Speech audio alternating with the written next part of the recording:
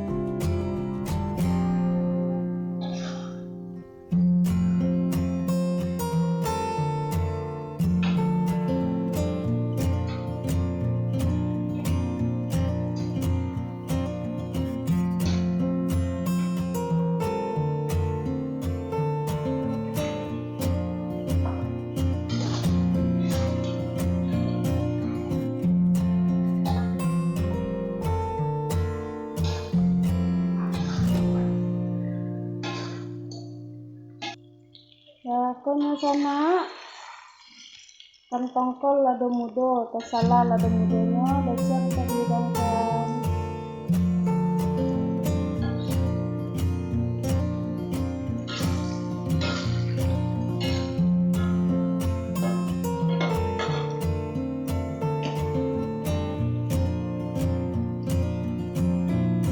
Takonya dan sana tongkol lado mudonya udah siap.